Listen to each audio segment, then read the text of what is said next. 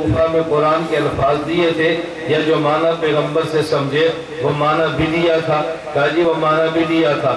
اب بنو کے دوستو اب دو لفظوں کا معنی سمجھ لیں، ایک لفظ روایت ہے، ایک لفظ درایت ہے۔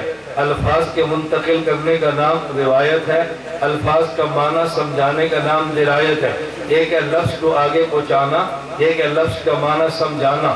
اگر آپ لفظ آگے پہنچاتے ہیں اسے روایت کہتے ہیں، اگر لفظ کو سمجھاتے ہیں اسے درایت کہتے ہیں۔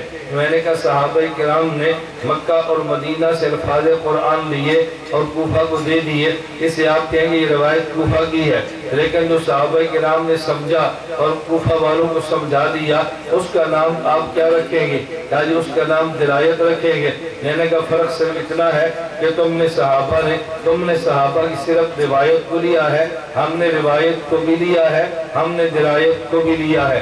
صحابہ کرام نے مکہ مدینہ سے قرآن کے الفاظ لیے تو کوفہ دیے، اس کو روایت کہتے ہیں، اور مکہ اور مدینہ والے قرآن کا معنی کوفہ والوں کو دیا، اسے درایت کہتے ہیں۔ اسی درایت کا نام فقہ ہے۔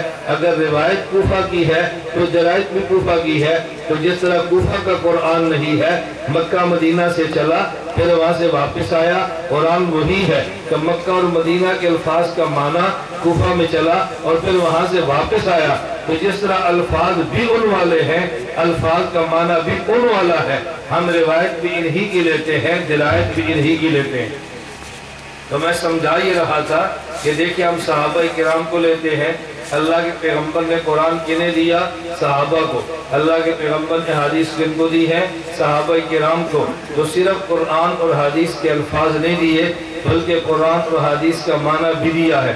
یہی وجہ جب اللہ کے نبی کے سامنے صحابہ کرام ہیں، صحیح بخاری میں روایت موجود ہے، تو نبی کا خطاب صحابہ کو اور طرح ہے، اور جب صحابہ دنیا میں گئے ہیں ان کا خطاب اور طرح ہے۔ کیا مطلب؟ اس کو اچھی طرح سمجھنا۔ صحیح بخاری میں روایت موجود ہے، رسول اللہ صلی اللہ علیہ وسلم نے فرمایا کہ دیکھو ایک بات کا خیال کرنا، صلو کما رأیتمونی اصلی، تم نے نماز ایسے پڑھنا ہے جسے نماز مجھے پڑھتے دیکھا ہے۔ تو گویا اللہ کے نبی نے صحابہ کو فرمایا کہ تم نماز ایسے پڑھو جیسے میں پڑھتا ہوں، تمہاری نماز میری طرح ہونی چاہیے۔ لیکن بعد والے کی کیسی ہونی چاہیے؟ آپ روایات میں دیکھ لیں، جب صحابہ کرام مدینہ سے چلے اور دنیا میں پھیلے ہیں تو صحابہ کرام لوگوں کو دعوت یہ نہیں دیتے تھے کونو مثل نبینا، تم ہمارے نبی کی طرح بن جاؤ، وہ کہتے کونو مثلنا، تم ہماری طرح بن جاؤ۔ اس کا معنی یہ ہے صحابہ نبی کی طرح، ہم صحابہ کی طرح، صحابہ نبی کی طرح اور ہم صحابہ کی طرح۔ اب اس کا معنی یہ نہیں کہ اب نبی کی طرح نہیں ہے۔ کیوں؟ نبی پاک صلی اللہ علیہ وسلم نے پگڑی مبارک پہنی ہے، وہ کیسے پہنی یہ کون بتائے گا؟ صحابی۔ اللہ کے نبی نے لباس پہنا، وہ کیسا پہنا تھا یہ کون بتائیں گے؟ پیغمبر کے صحابہ۔ اللہ کے نبی نے قرآن پڑھا، آپ کیسے پڑھتے تھے یہ پڑھ کے کون بتائے گا؟ پیغمبر کے صحابہ۔ اللہ کے نبی کیسے نماز پڑھتے تھے پڑھ کے کون دکھائے گا؟ پیغمبر کے صحابہ۔ میں یہ بات اس لیے کہتا ہوں قرآن بھی ضروری ہے، حدیث بھی ضروری ہے، لیکن صرف قرآن حدیث سے کام نہیں چلتا، قرآن حدیث کے ساتھ پیغمبر کے صحابہ بھی ضروری ہے۔ اگر صحابہ کرام کو نہ لو تو پھر بات سمجھ میں آتی نہیں ہے۔ ابھی گزشتہ کل ہمارا بیان تھا ظہر کے بعد، اس بیان میں ایک چٹ آئی اور ایک بندے نے چٹ پہ سوال لکھا کہ دیکھیں حدیث پاک میں ہے رسول اللہ صلی اللہ علیہ وسلم نے فرمایا کہ تم اپنی داڑھی بڑھایا کرو، اور آپ لوگ کہتے ہیں کہ نہیں داڑھی مٹھی رکھا کرو اور مٹھی کے بعد تراش دیا کرو۔ جب اللہ کے نبی فرماتے ہیں بڑھایا کرو تو آپ نے مٹھی کے بعد کاٹنا کہاں سے نکال لیا؟ میں نے ان سے پوچھا کہ یہ جو اللہ کے نبی نے فرمایا کہ داڑھی بڑھایا کرو یہ کس حدیث کی کتاب میں موجود ہے؟ کہا یہ بخاری شریف میں ہے۔ میں نے کہا اس کا معنی یہ ہے صحیح بخاری میں حدیث آ گئی کہ اپنی داڑھی کو بڑھایا کرو۔ اللہ کے رسول صلی اللہ علیہ وسلم نے فرمایا خالف المشرکین، مشرکین کی مخالفت کرو، وقفر اللحا، اپنی داڑھی کو بڑھاؤ۔ اللہ کے نبی نے فرمایا وحف الشوارب، اپنی مونچھوں کو کٹاؤ اور داڑھی کو بڑھاؤ۔ میں نے کہا یہ بتاؤ یہ حدیث اللہ کے نبی سے کس نے سنی تھی؟ تو یہ صحابی نے سنی، اس کا نام بتاؤ۔ اس کا نام کیا ہے؟ عبداللہ بن عمر رضی اللہ عنہما، اور صحیح بخاری میں راوی ہیں میں نے کہ جب صحابی نے پیغمبر سے یہ الفاظ سنے کہ داڑھی بڑھاؤ، اس نے پیغمبر پاک کی داڑھی دیکھی بھی تو ہوگی نا کہ داڑھی کتنی بڑھانی ہے، دیکھی بھی تو ہوگی، اس نے نبی کے لفظ سنے بھی ہیں، نبی کو دیکھا بھی ہے، ہم نے لفظ پڑھ لے ہیں، پیغمبر کی شکل و صورت کو نہیں دیکھا۔ حضرت امام بخاری رحمۃ اللہ علیہ نے جہاں صحیح بخاری جلد لسانی کتاب اللباس باب تقریم الاسفار میں روایت نقل کی ہے، عبداللہ بن عمر رضی اللہ عنہ فرماتے ہیں اللہ کے نبی صلی اللہ علیہ وسلم نے فرمایا خالف المشرکین، مشرکین کی مخالفت کرو، وفر اللحا، داڑھی بڑھایا کرو، وقف الشوارب، اور مونچھیں کٹوایا کرو۔ جہاں یہ فرمایا اس کے فوراً بعد حضرت امام بخاری عبداللہ بن عمر کا اپنا عمل لائے ہیں، وَكَانَ ابْنُ عُمَرَ اِذَا حَجَّ أَبِي تَمَرَ قَبَضَ عَلَى لِحْيَتِهِ فَمَا فَضْلُ أَخَذَهُ۔ حضرت عبداللہ بن عمر مدینہ منورہ سے مکہ جاتے حج کے لیے، تو یا جاتے عمرہ کے لیے۔ حج اور عمرہ اس دور کا جہاز اور ٹرین کا نہیں تھا جو چند گھنٹوں کے اندر طے ہو جائے، وہاں تو جانور پہ جاتے تھے اور کئی دن وہاں پہ لگتے تھے۔ وہ جاتے حج عمرہ کیا تو داڑھی بڑھ گئی، تو عبداللہ بن عمر رضی اللہ عنہ جب حج سے فاضل ہوتے، حج سے فارغ ہوتے، کان ابن عمر اذا حج ابی تمر، حج سے فارغ ہوتے، ان کا پھر معمول کیا تھا قبض علی لحیتہ، اپنی داڑھی کو یہ مٹھی میں لیتے، فما فضل اخذہ، جو مٹھی سے بڑھ جاتی تراش دیتے۔ تو میں نے کہا صحابی نے پیغمبر کے الفاظ بھی بتائے ہیں اور پیغمبر کے لفظ کا معنی بھی بتایا ہے، صحابی کو چھوڑ دو گے الفاظ مل جائیں گے لیکن معنی نہیں ملے گا۔ اس لیے ہم کہتے ہیں قرآن کو سمجھنے کے لیے قرآن کے الفاظ جن صحابہ نے دیے ان سے معنی بھی لو، حدیث مبارک کو سمجھنے کے لیے جن صحابہ نے الفاظ دیے ان سے معنی بھی لو، تو شخصیات کے بغیر کام نہیں چلتا۔ اسی وجہ سے عجیب بات یہ ہے اللہ نے اپنے انبیاء جو دنیا میں مبعوث فرمائے ان انبیاء کی تعداد 1,24,000 کم و بیش ہے، اور اللہ نے پیغمبر کو جو آخری پیغمبر کو صحابہ دیے ان کی تعداد بھی 1,24,000 کم و بیش ہے۔ آخر وجہ کیا ہے؟ انبیاء کی تعداد بھی 1.25 لاکھ، صحابہ کرام کی تعداد بھی 1.25 لاکھ، دونوں کی تعداد 1.25 لاکھ ہے۔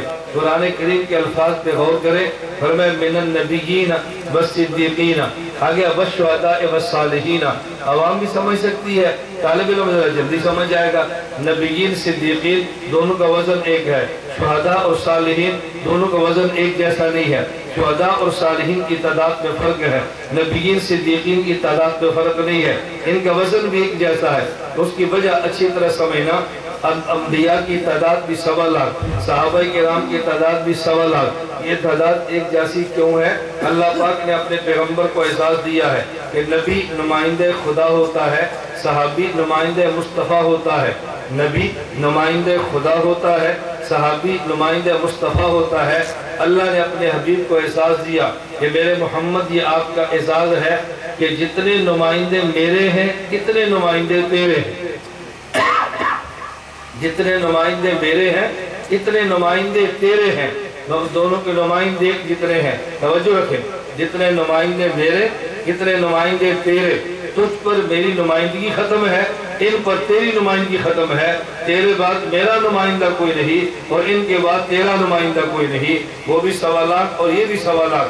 میں سمجھا یہ رہا تھا ہم قرآن بھی مانتے ہیں، حدیث بھی مانتے ہیں، قرآن حدیث کو بھی ماننا چاہیے، لیکن ان کے بعد شخصیات کو بھی ماننا چاہیے۔ ان شخصیات میں سب سے پہلا نمبر صحابہ کرام کا ہے، پھر صحابہ کرام میں پہلا نمبر خلفائے راشدین کا ہے، حضرت ابو بکر، حضرت عمر، حضرت عثمان، حضرت علی رضی اللہ عنہما۔ پیغمبر کے بعد پیغمبر کے خلفائے راشدین کتنے ہیں؟ پوری دیکھ کر بتا دو کتنے ہیں؟ 4۔ نمبر 1 ابو بکر، نمبر 2 عمر، نمبر 3 عثمان اور نمبر 4 علی۔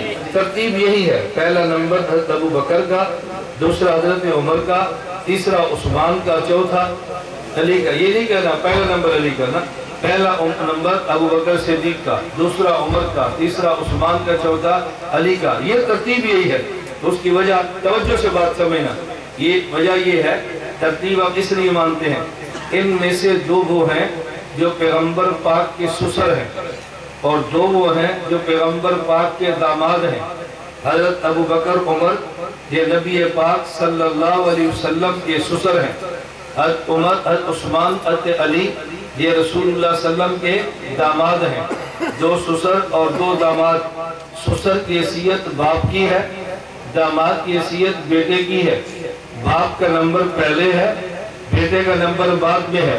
ابو بکر عمر کا نمبر پہلے سسر ہے، حضرت عثمان علی کا نمبر بعد میں یہ داماد ہیں.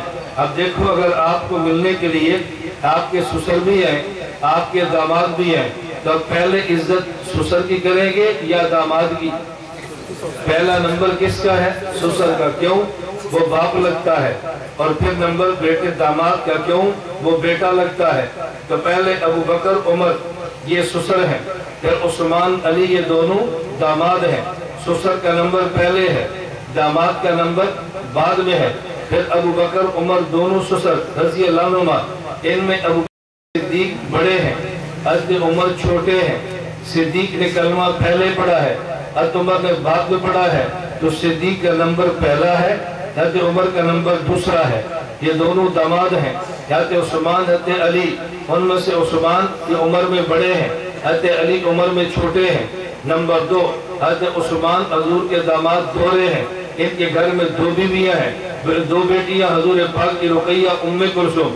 علی کے گھر میں ایک بیٹی ہے جس کا نام حضرت زہرا ہے. حضرت عثمان کے گھر میں پہلے اللہ کے پیغمبر نے ام کلثوم دی ہے، وہ فوت ہوگی. رقیہ دی ہے، وہ فوت ہوگی.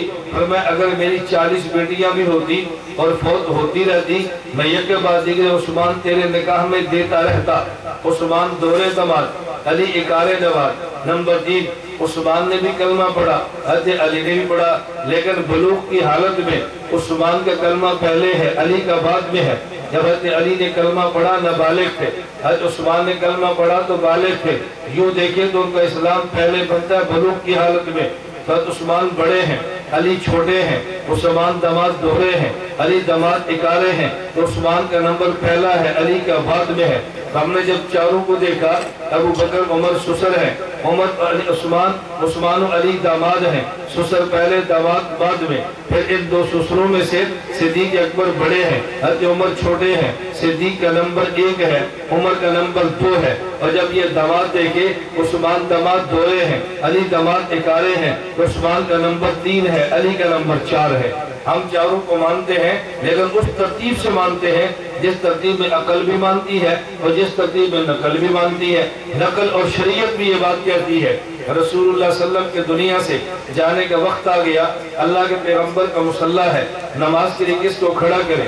اللہ کے نبی نے فرمایا مرو ابا بکر ان یصلی بالناس، ابو بکر سے کہو جا کہ میرے مصلی پہ کھڑا ہو کے نماز پڑھے. صدیق اکبر کو مصلی پہ کھڑا کیا، نماز پڑھائی.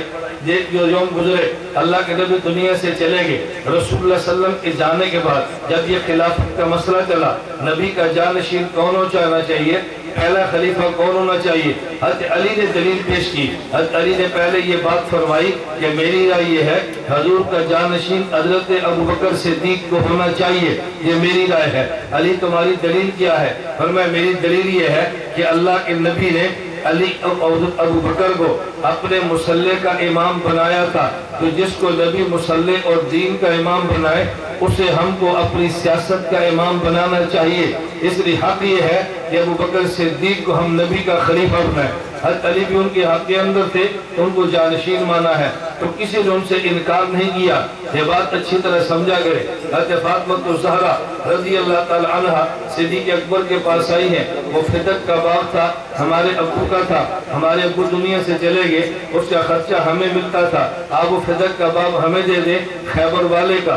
صدیق اکبر نے فرمایا کہ زہرا وہ باغ تمہارے والد کا تھا مگر تمہیں نہیں ملے گا. یہ مجھے کیوں نہیں ملے گا؟ فرمایا اس لیے کہ تمہارے والد نے خود یہ بات فرمائی. رسول اللہ صلی اللہ علیہ وسلم نے نحن معاشر الانبیاء لا نورث ما ترکنا صدقۃ، ہم نبی ہیں اور ہمارے مال کا رشتہ دار وارث نہیں بنتا، ہمارا مال پوری امت میں صدقہ بنتا ہے. صحیح بخاری میں ہے. حضرت زہرا کو بات سمجھ گئی، وہ خاموش ہو گئی اور 6 مہینے کے بعد انتقال فرما گئی. انہوں نے پورے 6 ماہ تک دوبارہ صدیق اکبر سے مطالبہ نہیں کیا. بات سمجھ آ گئی تو مطالبہ کیوں کرے گی؟ تو جن کو سمجھ آ گئی ان نے مطالبہ نہیں کیا، اور جن کو سمجھ نہیں آئی وہ ابھی تک صدیق سے لڑ رہے ہیں کہ زہرا کو فتح کیوں نہیں دیا، زہرا کو کیوں نہیں دیا۔ اللہ میں بات سمجھنے کی توفیق عطا فرمائے۔ میں یہ کہہ رہا تھا پیغمبر کے جانے کے بعد پیغمبر کے صحابہ، ان میں سب سے پہلے ابو بکر، عمر، عثمان و علی، یہ چار ہیں، اور میں بالترتیب چار مسئلے پیش کرتا ہوں بات سمجھانے کے لیے۔ ہمیں اللہ کے نبی نے فرمایا فَإِنَّ مَن يَعِشْ مِنكُم بَعْدِي فَسَيَرَى اخْتِلَافًا كَثِيرًا، میں دنیا چھوڑ جاؤں گا میرے جانے کے بعد، اگر تمہیں میرے دین میں اختلاف نظر آئے فَعَلَيْكُمْ بِسُنَّتِي، میری سنت سے فیصلہ کرانا، اگر نہ ملے سنت الخلفاء الراشدین المہدیین، پھر خلیفہ راشد کی سنت سے فیصلہ کرانا۔ آج بعض مسائل ایسے ہیں کہ جس میں عوام جھگڑتی ہے، بلا وجہ ٹکراتی ہے، ایک مولوی یہ کہتا ہے، دوسرا یہ کہتا ہے ہم عوام کدھر جائیں؟ میں کہتا ہوں آپ ادھر جائیں جدھر اللہ کے نبی نے بھیجا ہے صلی اللہ علیہ وسلم۔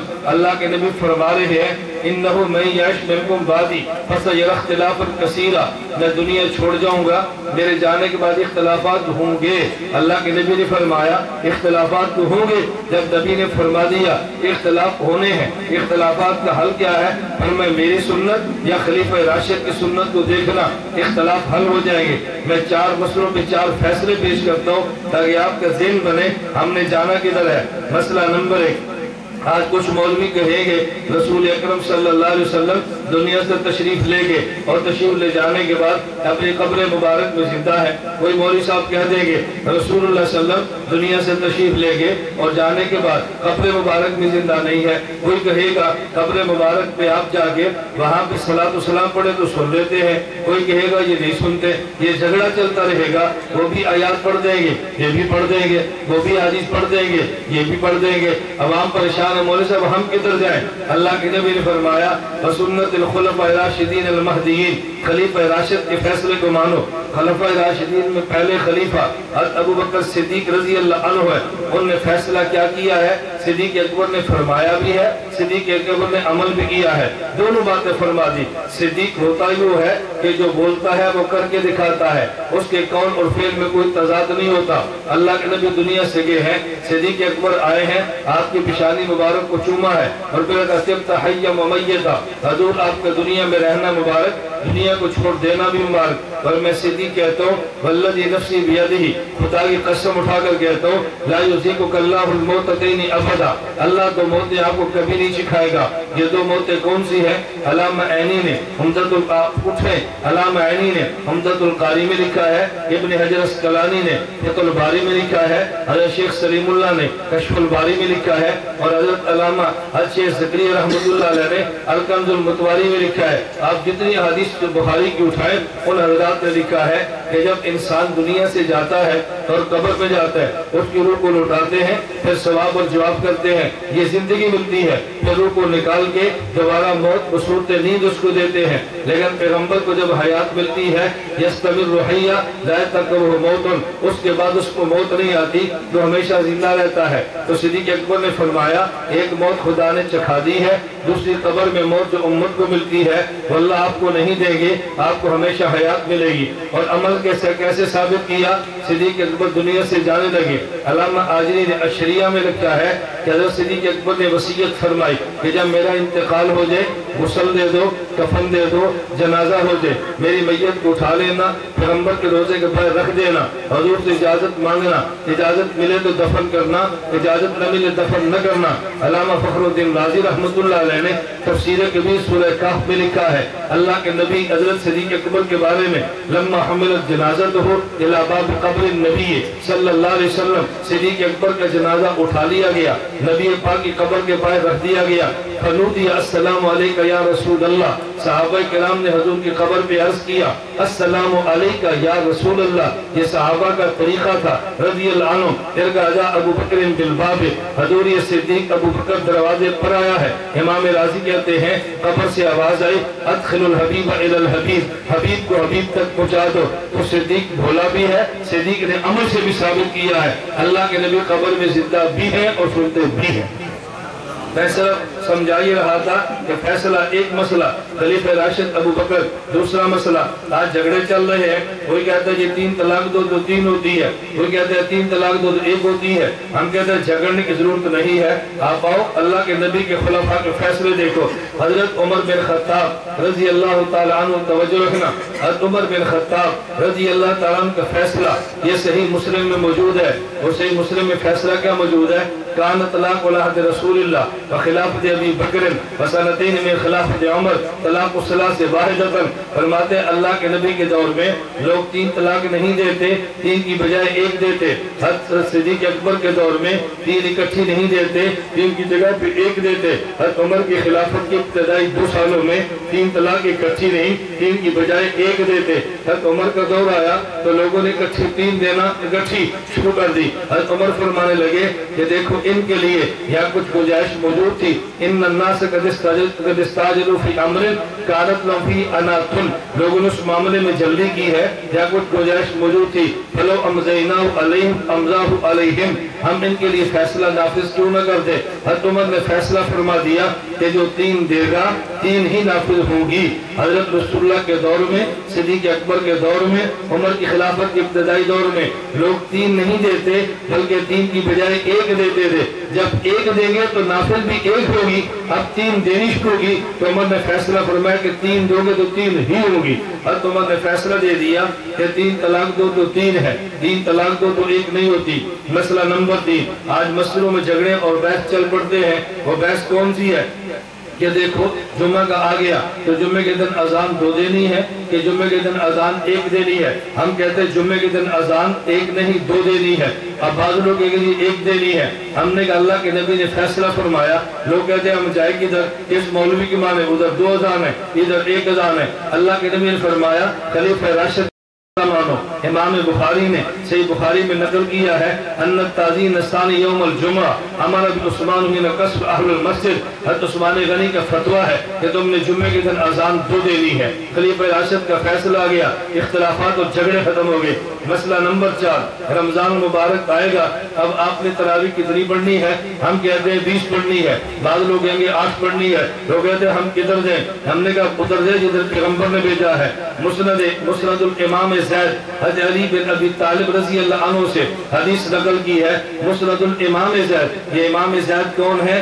زید بن علی بن حسین بن علی، اہل بیت میں سے ہے، درمیان میں کوئی ایسا راوی نہیں جو اہل بیت کا راوی نہ ہو۔ کتنی عمدہ یہ سند ہے، حضرت زید بن علی بن حسین بن علی یہ روایت نقل کرتے ہیں۔ حضرت علی المرتضی رضی اللہ عنہ نے رمضان مبارک میں فیصلہ فرمایا، اور وہ امام جو لوگوں کو تراویح اور نماز پڑھاتا تھا اسے بلا کر حکم دیا کہ تم نے لوگوں کو تراویح یصلی بالناس 20 رکعات، تم نے 20 رکعت تراویح ان کو پڑھانی ہے۔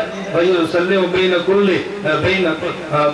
كُلِّ رَكَعَتَيْنِ، ہر 2 کے بعد تم نے سلام پھرنا ہے۔ وَيُرَابِحُ بَيْنَ كُلِّ 4 رَكَعَاتٍ، ہر 4 کے بعد وقفہ کرنا ہے، اور آخر میں 3 وتر ہیں۔ جیسے ہم تراویح پڑھتے ہیں 20 رکعت پڑھتے ہیں، ہر 2 پہ سلام پھرتے ہیں، ہر 4 پہ وقفہ کرتے ہیں، آخر میں 3 وتر پڑھتے ہیں۔ یہ فیصلہ علی المرتضی کا ہے۔ تو صرف قرآن کافی نہیں ہے، صرف حدیث کافی نہیں ہے، قرآن و حدیث پہ عمل کرنے کے لیے صحابہ کرام کی فہم بھی ضروری ہے کہ صحابی حدیث کا معنی کیا سمجھا ہے، وہ قرآن کا معنی کیا سمجھا ہے۔ اور صحابہ کرام میں بڑے صحابہ 4 ابو بکر عمر عثمان علی رضی اللہ عنہم، یعنی ان چاروں کے لیے ایک مسئلے پر ایک خلیفہ راشد پیش کیا ہے تاکہ امت میں جھگڑا نہ ہو، امت میں لڑائی نہ ہو، امت میں اختلافات نہ ہو، امت میں فرقہ واریت کی آگ نہ بھڑکے۔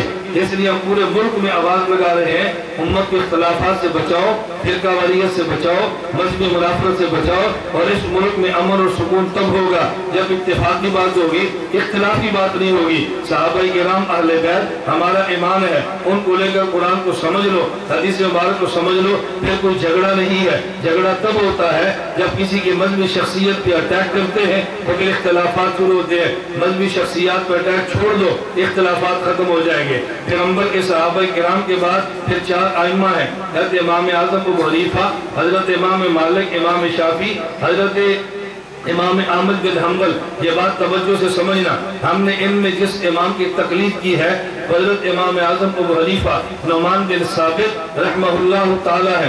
ایک بندہ ہم سے کہتا ہے بھئی امام اعظم ابو حنیفہ یہ تو کوفہ میں پیدا ہوئے تھے، آپ نے ان کی تقلید کیوں کی ہے؟ کوئی مکہ میں امام ہوتا، کوئی مدینہ میں ہوتا تو ان کی تقلید کر لیتے۔ میں نے کہا ہرگز نہیں، پہلا امام خلفائے راشدین کے بعد صحابہ کرام کے بعد یہ کوفہ کا ہونا چاہیے تھا، مکہ اور مدینہ کا نہیں۔ ایک بندہ کہتا جی کیوں؟ میں نے کہا بات دلیل سے سمجھے۔ بھئی ضابطہ یہ ہے ایک آدمی بڑا کام کو لے کر چلتا ہے، پھر جہاں چھوڑ کے جائے چھوٹا وہاں سے لے کر آگے نکلتا ہے۔ یہ تو بڑی آسان سی بات ہے، بڑا جہاں پہ کام کو چھوڑے چھوٹا وہاں سے کام کو لے کر چلے۔ حضرت رسول اللہ بڑے، آپ نے مدینہ میں کام کو چھوڑا، صدیق وہاں سے چلے۔ صدیق بڑے، عمر چھوٹے، صدیق نے مدینہ میں چھوڑا، عمر وہاں سے چلے۔ حضرت عمر بڑے، عثمان چھوٹے، حضرت عمر نے جہاں پہ چھوڑا عثمان وہاں سے چلے۔ حضرت عثمان بڑے، حضرت علی چھوٹے، تو جہاں سے عثمان نے چھوڑا علی وہاں سے چلے۔ توجہ رکھنا، حضرت علی المرتضیٰ بڑے، ان کے بعد 4 امام آگے، ابو حنیفہ، امام مالک، امام شافعی اور امام احمد بن حنبل۔ تو جہاں سے علی چھوڑیں گے وہاں سے امام لے کر چلیں گے۔ حضرت علی المرتضیٰ آخری خلیفہ ہے، امام اعظم ابو حنیفہ پہلے امام ہے۔ خلفائے راشدین میں دیکھو تو 4 ہیں، پہلے ابو بکر، دوسرے عمر، تیسرے عثمان، چوتھے علی۔ اور جب ائمہ اربعہ کو دیکھو ان میں چوتھے امام احمد، تیسرے امام شافعی، دوسرے امام مالک، پہلے امام ابو حنیفہ۔ خلفائے راشدین خلفائے اربعہ میں چوتھے حضرت علی ہے، اور ائمہ اربعہ میں پہلے امام ابو حنیفہ ہے۔ تو جہاں سے آخری خلیفہ جائے گا وہاں پہ پہلا امام آئے گا۔ علی المرتضیٰ مکہ سے جاتے امام مکہ میں آتا، علی المرتضیٰ مدینہ سے جاتے امام مدینہ سے آتا، علی المرتضیٰ کوفہ سے گئے ہیں تو پہلا امام کوفہ میں آیا ہے۔ تو پہلے امام کو کہاں پہ آنا چاہیے تھا؟ کوفہ میں۔ امام اعظم ابو حنیفہ رحمہ اللہ تعالی، ہم مانتے ہیں، میں یہ بات کیوں سمجھا رہا ہوں، اگر ان باتوں کو پلے باندھ لیں گے لڑائی نہیں ہے، ان پلوں کو باندھ لیں گے پھر جھگڑا نہیں ہے، پھر ملک میں فرقہ واریت نہیں ہے۔ فرقہ واریت کب ہوتی ہے؟ مسجد میری ہے نماز اس کی ہے، مسجد میری ہے فتویٰ اس کا ہے، ملک میرا ہے جھگڑا اس کا ہے۔ اب فرقہ واریت ہوگی، فرقہ واریت ختم کرنی ہے، میری مسجد میں میرا مسئلہ، میری مسجد میں میری نماز، میری مسجد میری تقریر۔ اب لڑائی کیسے ہوگی؟ لوگ کہتے ہیں نہیں نماز پڑھنی بھی آپ کی مسجد میں ہے اور ہم نے آمین بھی اونچی کہنی ہے۔ بھئی آپ نے اونچی کہنی ہے اپنی مسجد میں کہہ لو، ہم آہستہ پڑھتے ہیں اپنی مسجد میں سکون سے لگے۔ اب جھگڑے ختم ہو جائیں گے، لڑائی ختم ہو جائے گی۔ امام اعظم ابو حنیفہ رحمۃ اللہ علیہ آپ کو اچھے نہیں لگتے، آپ ناپسند کرو لیکن برا تو نہ کرو نا، جب برا ہوگا تو پھر جھگڑے ہوں گے۔ ہم کہتے ہیں کہ مذہبی شخصیات پہ جب آدمی تبرک کرتا ہے پھر لڑائیاں ہوتی ہیں۔ اللہ ہمیں سے پرامن اور محفوظ رکھے۔ میں نے مختصر سی بات کی ہے، خلاصہ ذہن نشین فرما لے۔ ہم قرآن بھی مانتے ہیں، حدیث پاک بھی مانتے ہیں، قرآن و حدیث کو سمجھانے والے ہم صحابہ کرام کو بھی مانتے ہیں، پہنچانے والے صحابہ کرام کو بھی مانتے ہیں، لکھوانے والے ائمہ کو بھی مانتے ہیں، اور اس دین کو بچانے والے علماء دیوبند کو بھی مانتے ہیں۔ ہم نے سارا کام کرنا ہے، اللہ کے نبی نے دین کو لائے ہیں، صحابہ دین کو پھیلائے ہیں، امام ابو حنیفہ نے دین کو لکھوائے اور علماء دیوبند نے دین کو بچایا۔ ہم آئندہ بھی تھے اب بھی ہیں، اور آپ پوری دنیا میں جا کر دیکھ لیں کہ الحمدللہ تعالی جماعت کا کام ہو علماء دیوبند، سیاست کا کام ہو علماء دیوبند، قرآن ہو علماء دیوبند، احادیث ہو علماء دیوبند، مدارس ہو علماء دیوبند، پوری دنیا میں بحمدللہ تعالی علماء دیوبند نے بڑے امن سکون اعتدال کے ساتھ دین کی بات کی ہے۔ اللہ ہم سب کو یہ بات سمجھنے کی توفیق عطا فرمائے اور ان پر عمل کرنے کی توفیق عطا فرمائے۔ آخر دعوانا ان الحمدللہ رب العالمین۔ لا إله إلا الله، لا إله إلا الله، لا إله إلا الله، ما لنا رب سوى. لا إله إلا الله، لا إله